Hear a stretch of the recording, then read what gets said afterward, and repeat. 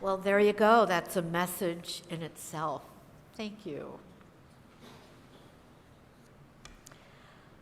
I was so relieved when I woke up this morning and heard and smelled rain. Cool, wet rain. The grass had even begun to green up with the little bit of water that it received. The ground, I think, said, "Ah, rain," and took it in. Still, while we waited for rain, the perennials knew what to do. They hunkered in. They didn't grow as much and as fast. They didn't bloom as fully. They hunkered down for the long haul. Now, we don't do that well. We like strive. I'm going to overcome this. And I was reminded of it earlier this week when the Canadian smoke came over the border because it doesn't understand borders. And I did want to say, well, that's your wildfire. You should keep it over there. And I said to some of my friends who are now in the same sensitive group that I'm in, older Americans, whatever. And gosh, should you guys really be outside? I turned on my air, which I don't ever do, and stayed indoors until it lifted. I modified. I don't like to be inside. I like to be outside. And nature has its way. Nature modifies. It accommodates. I wonder for each of you, how do you accommodate in the face of circumstances that you have nothing to do with creating? How do you allow yourselves to take a look at it and say, how will I be now in relationship to this situation? Sometimes I'm really good at it, and sometimes I'm terrible. And mostly it's because my ego wants what it wants, right? It shows up and says, oh, well, we can overcome. Oh, we can make that work. Oh, we can do this. It's exhausting. Ah, rain. I have this birch tree in rambling fashion, and I'm going to. I have this birch tree in my front yard. It's one of the oldest birch trees in the area. I take really, really good care of it. It's ancient. And I've had arborists say, oh, take it down, it's diseased. I don't know, I think it's beautiful. And I've had people say, oh my gosh, leave it alone, it's a beautiful tree. So the choice is mine. So I've been nurturing it and coddling it and letting it grow. And there's this beautiful branch that goes over the sidewalk. And I love the way it looks. It looks like an arch, right? I keep it pruned up so the walkers, most of whom are taller than me, can walk without hitting the leaves. But I was looking at the tree this winter and thinking, I don't know, that's a pretty heavy branch. And then I discarded it because I like the way the branch looks over the sidewalk. Then the ice storm came along, took the top of the tree off. I was aghast. I didn't, I had to call somebody right away who came and cut the top of the tree off so that it wasn't wounded in the same way. When I went out there this spring, I was looking at this branch. And I said to myself, okay, if it wasn't about me, what would I do with this healthy, strong branch? Yesterday I crawled up into the tree, which always makes my partner, Mary Beth, and people around me nervous, like, a woman your age shouldn't be crawling into the tree. I'm like, get away from me. Give me that saw. So I climbed up the ladder. I sawed the limb off. It was painful for me to do that. It fell to the ground. I swear the tree breathed a sigh of relief. I'm not kidding you. It was like, The whole branch immediately lifted. And I looked at the tree differently in that moment. I looked at the trunk of the tree, and all that it holds up, right? Attached to its core. And I thought, I kept this branch on for me, not the tree. I could make a list of things I do in my life for me, not in service to others. That's a disclosure, because in the public eye, I like to be like the sainted Lou, who's always kind and good. But I'm here amongst friends and probably being recorded for posterity, that I often start acting from my own best interest. It's a natural human thing we do. And then I move toward, does this serve the other as well as myself? And will I choose in service to the other rather than myself? And then how do I benefit from both? The tree looks better. I hate to admit it. I thought I'd feel a little sad, and no, the tree looks better. It looks happier. Now, I love climbing up on the ladder, being high up in the tree, and I'm well aware that if I fall, I could really hurt myself. But I'm willing to take the risk sometimes, to dance on the skinny branches, have a little bit of courage and adventure. And if I knew that I could fall and really hurt myself, I made an informed decision to climb up that ladder. Now I could have done the other thing, which was to ask for help. I didn't want to do that yesterday. I felt a personal responsibility for taking that branch down because I had left it there. Clean up your own mess. You did this, make it work, clean it up. My mother always said, if you make a mess, don't wait for someone else to clean it up after you. Do it yourself. And I've really worked to do that. And I could have asked for help, and the limb is gone. So I wonder, when do you choose? How do you choose? In service to others? It's just a wandering. It's just a rambling. How will I make this choice? Will it be better for both of us? Or when I do this, will there be a loser on the other side of it, but I get what I want for me? Just think about the ways in which we do that in our lives.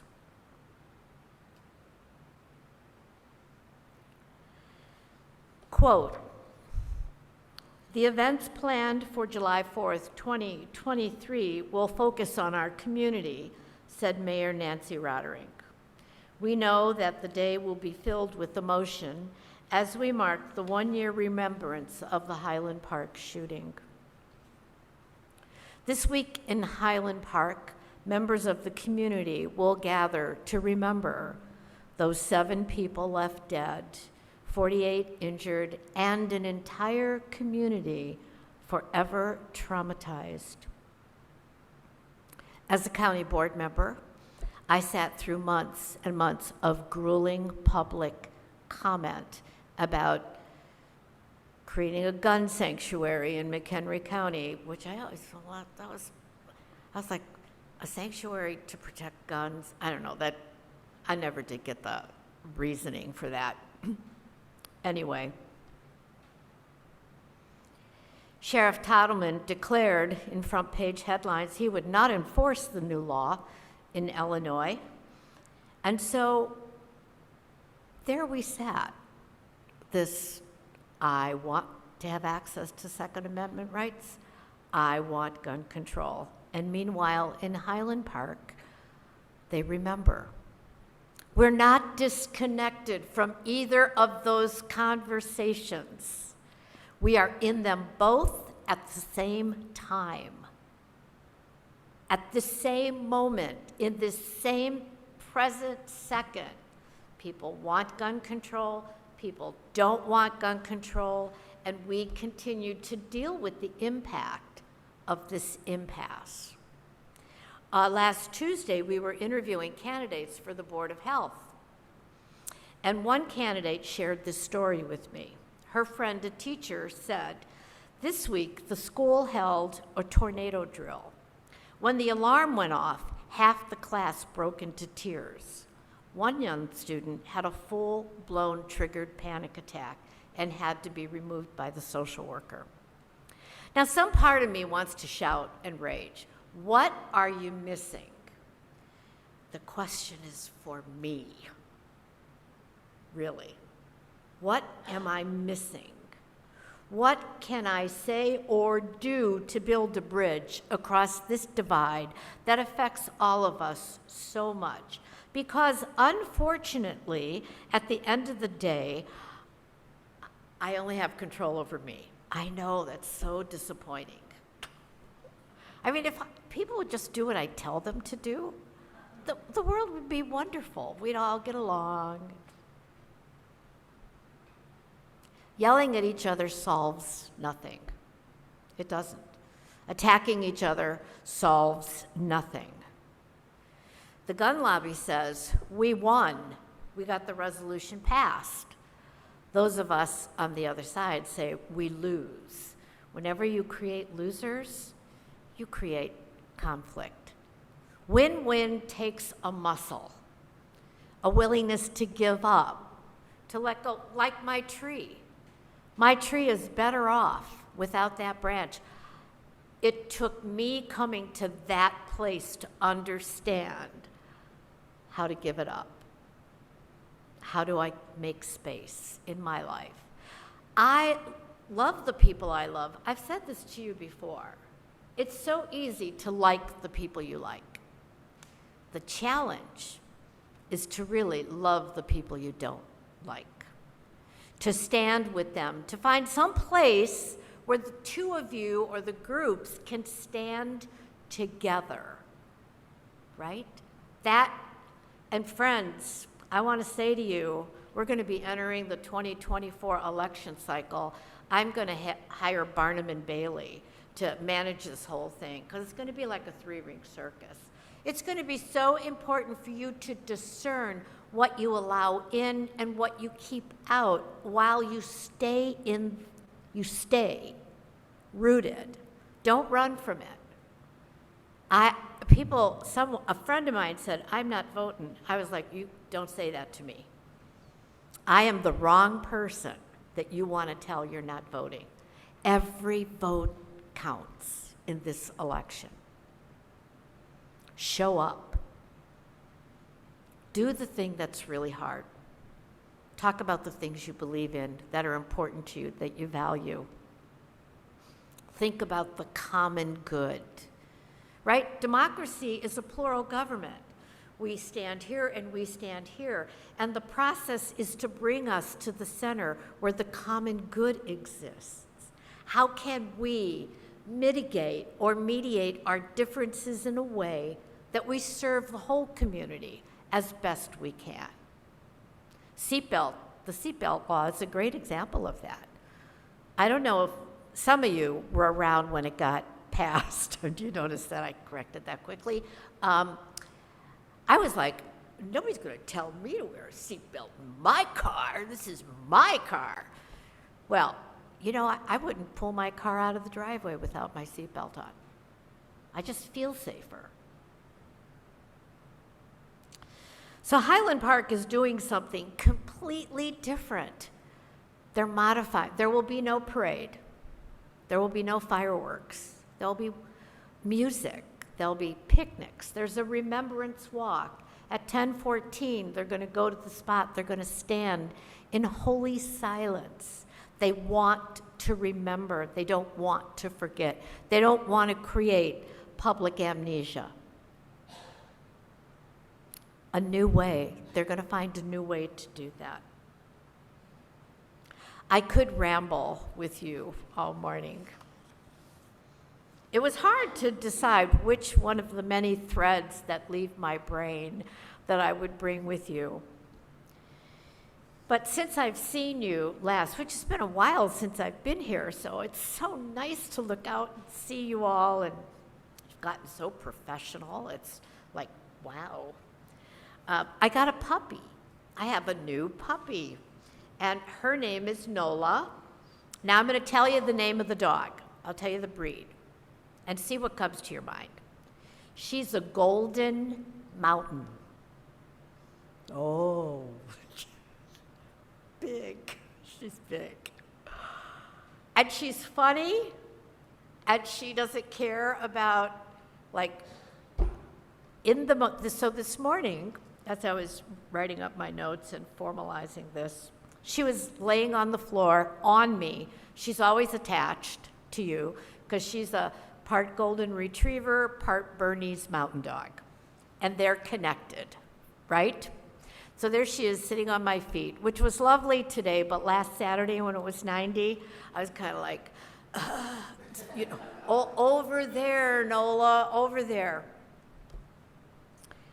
And so as I'm writing, I'm thinking, how do I put this together, these ramblings? And she got up and put her face in my face.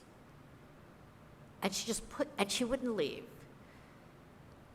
And there we were, looking at each other. And that was the moment, that connection. Looking into another living being with such trust, such, I'll call it love. Like she knew, right?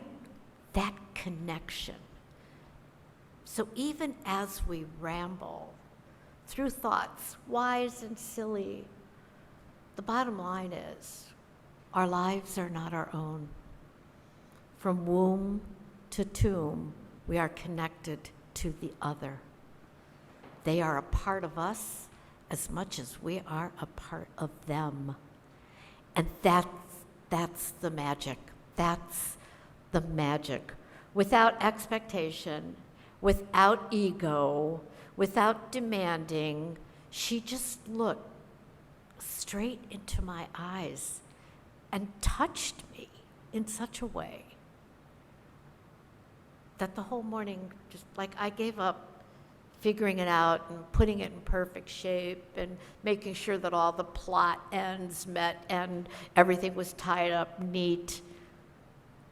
It was more important that I connect with you, that you connect with me, that we share the holiest part of ourselves with each other, our blessed, wonderful, magical humanity with all its muckiness and all the stuff we bring to it, our mistakes, our flaws,